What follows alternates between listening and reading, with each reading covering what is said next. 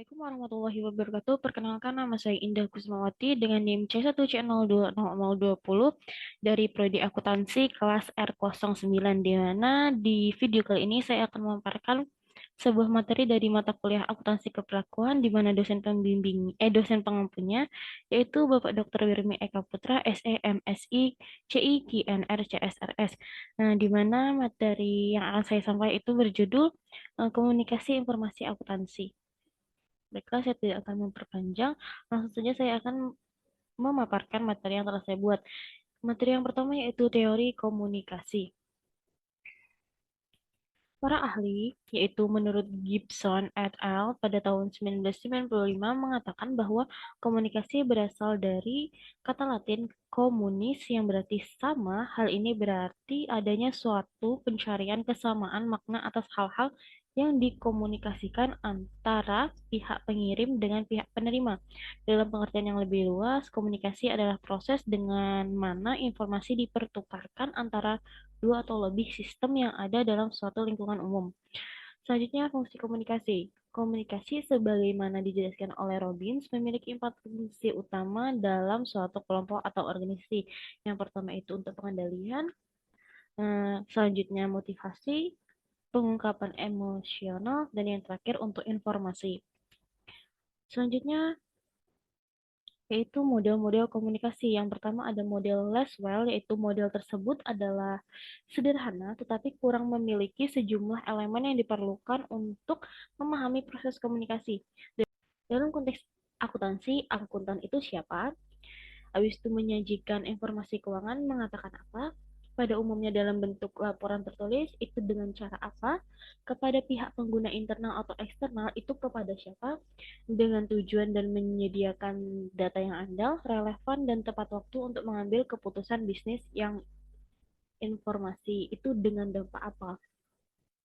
Selanjutnya model Shannon Waver. Model ini merupakan suatu kemajuan dibandingkan dengan model Laswell karena model tersebut membedakan antara sumber informasi, pengirim informasi, penerima informasi, dan tujuan. Dalam konteks akuntansi, sumber dapat berupa tenaga pembukuan atau clerk, pengirim informasi, controller, penerima informasi, orang yang memperoleh dokumen tersebut, serta akuntan dan tujuan pengguna akhir yaitu klien. Selanjutnya model Wessel McLean. Bruce Wesley and McLean pada tahun 1997 mengembangkan suatu model untuk riset model tersebut. Untuk riset model tersebut memiliki sejumlah implikasi penting, di mana model tersebut menjelaskan cara-cara dengan mana individu dan organisasi memutuskan pesan apa yang akan dikomunikasikan dan bagaimana pesan tersebut dimodifikasi atau dihapus dalam proses tersebut. Selanjutnya, model pemusatan komunikasi.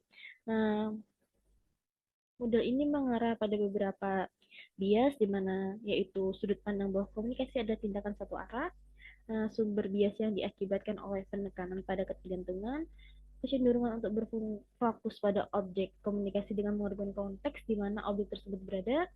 Nah, selanjutnya kecenderungan untuk berfokus pada pesan itu sendiri dengan mengorbankan aspek waktu dari pesan, kecenderungan untuk menganggap bahwa fungsi utama dari komunikasi adalah persuasi dan bukannya pemahaman, konsensus, dan tindakan kolektif yang menguntungkan.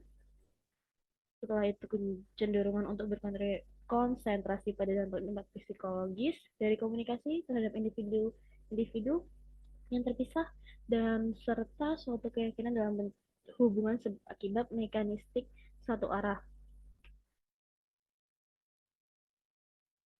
Selanjutnya, satu model komunikasi. Sebuah komunikasi terjadi perlu adanya pengungkapan atas suatu maksud sebagai pesan yang akan disampaikan.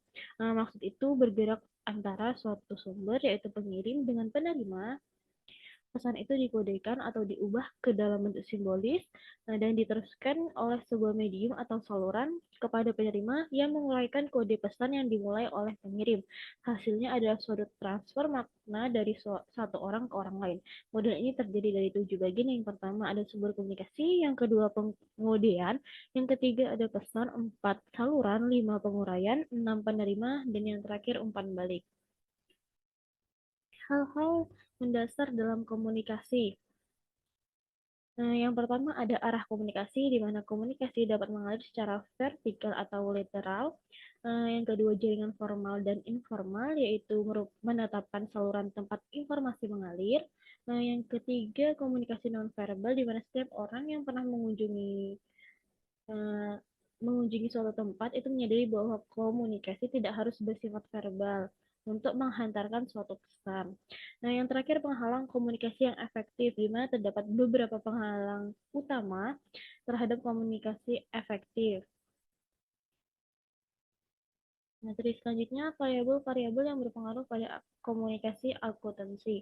Yang pertama ada sumber, yaitu di mana dapat dilihat dari dua aspek, itu kredibilitas sumber dan kesamaan antara penerima dan sumber. Yang kedua ada pesan, yaitu eh, terdapat 5 elemen pesan, itu ada isi, organisasi atau struktur, kode, perlakuan, dan elemen-elemen pesan. Yang ketiga ada organisasi pesan, yaitu cara terbaik untuk mengoperasikan suatu pesan itu dengan cara mengorganisasikan suatu pesan bergantung kepada budaya di mana informasi tersebut digunakan. Yang keempat ada perlakuan pesan, di mana informasi aktual sebaiknya berulang-berulang meningkatkan pemahaman atas materi. Yang kelima, saluran, yaitu jalur komunikasi merupakan alat untuk menyebarkan informasi. Nah, yang keenam ada penerima, yaitu ketika menganalisis suatu situasi komunikasi, seseorang perlu mempertimbangkan faktor-faktor mengenai penerima seperti latar belakang demografis dan budaya, sikap sebelumnya, pengetahuan, pola perilaku, dan sistem atau lingkungan sosial di mana mereka akan menggunakan informasi tersebut. Yang ketujuh ada analisis penerima, yaitu pengetahuan mengenai penerima dapat digunakan untuk mendesain pesan yang lebih efektif dan menyampaikannya melalui saluran yang paling sesuai. Nah, yang kedelapan ada analisis jaringan, di mana struktur jaringan yang optimal bervariasi dengan fungsi yang dilakukan oleh kelompok tugas. Yang kesembilan ada umpan balik merupakan pesan yang dikirim oleh penerima kepada sumber dalam menanggapi pesan awal. Umpan balik ini memungkinkan terjadinya pertukaran ide. Materi selanjutnya masalah-masalah terbaru dalam komunikasi. Yang pertama ada penghalang komunikasi antara pria dan wanita, di mana terdapat riset yang pernah dilakukan oleh Deborah Tannen memberikan beberapa wawasan penting mengenai perbedaan antara pria dan wanita dalam gaya berbicara mereka. Khususnya ia mampu menjelaskan mengapa genre seringkali menjadi penghalang dari komunikasi lisan, karena ternyata dalam pria dan wanita itu terdapat penekanan status gender itu sangat berbeda. Yang kedua ada komunikasi yang benar secara politis.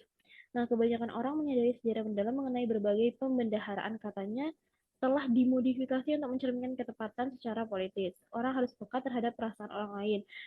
Kata-kata tertentu dapat dan memang menimbulkan stereotip, mengancam dan menghina individu. Selanjutnya komunikasi lintas budaya, di mana komunikasi yang efektif sulit dilakukan pada kondisi terbaik. Faktor-faktor lintas budaya jelas menciptakan potensi masalah komunikasi yang meningkat. Yang terakhir, komunikasi elektronik, di mana teknologi ini benar-benar mempengaruhi komunikasi organisasional, di mana pada abad ke-20 telepon secara otomatis mengurangi komunikasi tatap muka secara pribadi. Dan kadang-kala mungkin ada terdapat masalah seperti misalnya penyampaiannya kurang kurang akurat karena tidak saling tatap muka secara langsung. Selanjutnya ada salah satu riset di mana berjudul Gambaran Kartun sebagai suatu alternatif komunikasi informasi akuntansi, di mana penulisannya itu Melati Oktaviana.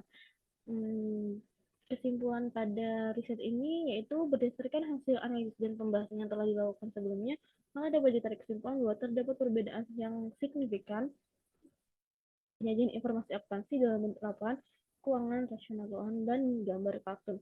Hal ini ditunjukkan dengan penggunaan gambar kartun diproses lebih cepat daripada metode lainnya, tetapi tidak lebih efektif dalam pemrosesan jika dibandingkan dengan rasio keuangan. Baiklah, itu saja yang bisa dapat saya sampaikan. Nah, jika ada kesalahan atau ada kekurangan, saya mohon maaf.